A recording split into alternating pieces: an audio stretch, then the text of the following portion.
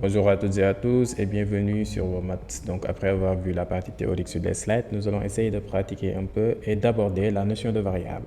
Donc ici l'idée c'est de comprendre tout ce qui est en rapport avec les variables, c'est quoi une variable, des types de variables, la portée de variables, les super globales tel qu'on l'a vu dans le slide. Donc en premier lieu, nous allons essayer de pratiquer avec un cas réel.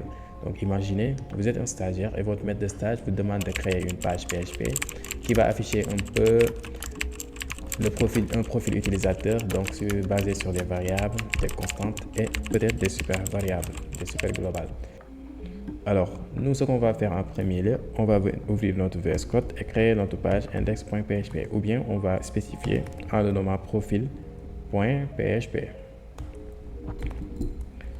Voilà, donc pour démarrer avec du PHP, on a besoin d'ouvrir la balise PHP et de la fermer à la fin de notre page, comme ça. Très simple. Donc pour déclarer une variable, on avait dit que le nom de la variable doit commencer par un signe $. Donc on avait dit que la variable c'est comme une boîte où on stocke des informations. Et ces informations peuvent être de types différents. Voilà, donc ce qu'on va faire en premier lieu, on va déclarer peut-être 5 variables, c'est-à-dire le nom, $nom. Après on va donner le nom. Et en PHP, chaque instruction se termine avec un point virgule. Donc on va donner son âge. Donc pour définir le profil de l'utilisateur, la ville de résidence peut-être, et ce qu'il fait, sa fonction, ou bien statut. Donc je vais mettre $fonction pour dire s'il est étudiant, ou bien s'il est salarié, ou entrepreneur, ou pas. Et après, nous allons définir une autre variable pour définir ses compétences. Voilà. Donc à partir de là, on a vu comment on peut déclarer une variable en PHP. Mais par contre, toutes ces variables-là sont vides. Donc je vais faire ça pour un peu indenter, pour rendre notre code beaucoup plus clair. Voilà, donc on a des variables vides, on va essayer de les donner des valeurs. Donc ce sont des boîtes, pour l'instant dites-vous que ces boîtes sont vides. Donc pour les donner des valeurs, on va donner peut-être un nom qu'on peut imaginer.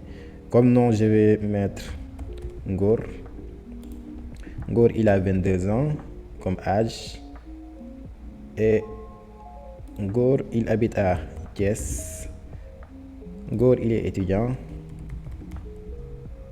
Et il a comme compétence HTML, CSS, JavaScript. Mais par contre, cette notation est un peu biaisée parce que là, on a une variable $âge. Ici, on a un nom qui est peut-être une chaîne de caractères. Donc, ce sont des types de variables.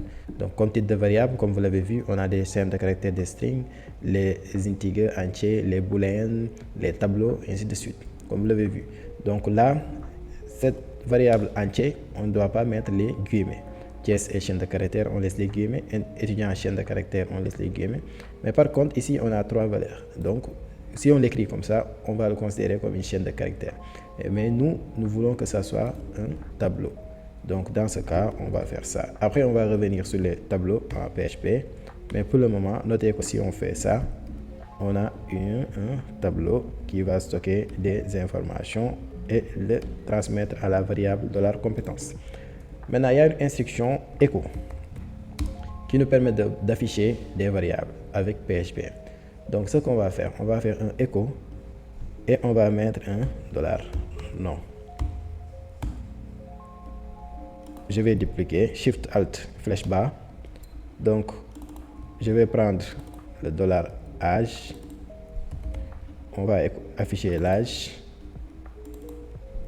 afficher la ville, sa fonction, Shift Alt flèche bas pour dupliquer et ses compétences. Voilà, donc si on exécute notre code, donc nous allons utiliser tout simplement le terminal. Après, on va essayer de voir comment utiliser XAMPP pour exécuter un code PHP si on fait un projet.